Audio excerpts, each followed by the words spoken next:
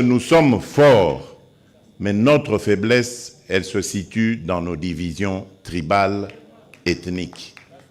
Et lorsque les ennemis comprennent ça, ils viennent avec ces manipulations et ils réussissent à nous affaiblir parce que nous sommes divisés et incapables de faire front face à l'adversité. Je ne vous demande pas de haïr, ne faites pas ça. Ne haïssez pas les étrangers. Et d'ailleurs, à propos du Rwanda, ça ne sert à rien de regarder le Rwandais comme un ennemi. Non. C'est le régime rwandais avec Paul Kagame à sa tête qui est l'ennemi de la République démocratique du Congo.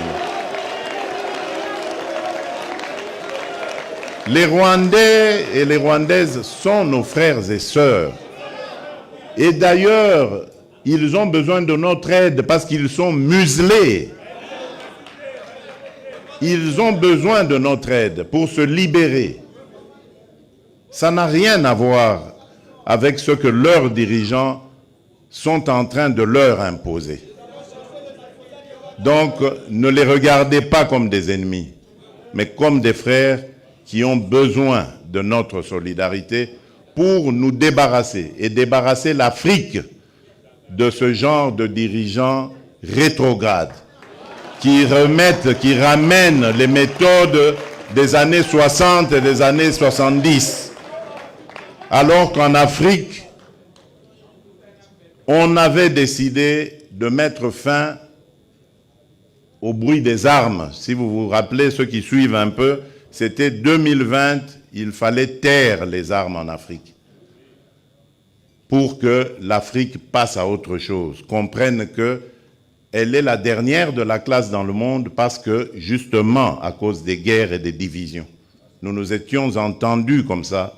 Malheureusement, ce n'est pas arrivé, on a dû encore prolonger, mais c'est à cause, justement, des dirigeants tels que Paul Kagame.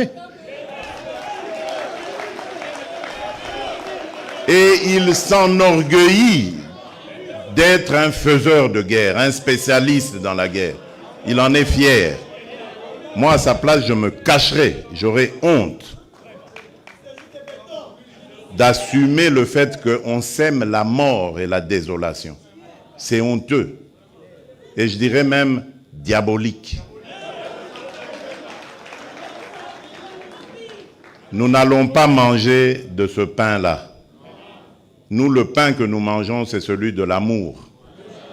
Celui du patriotisme, l'amour pour le Congo et l'amour pour le Congolais. C'est ce que je vous prêche. Ce que notre leader, mon leader, celui qui m'a formaté en politique, mon mentor, Étienne Tshisekedi Wamulumba, c'est ce qu'il m'a prêché. L'amour du Congo et du Congolais. Essayez cette formule, chers jeunes, et vous verrez, le Congo sera toujours number one. Je vous remercie.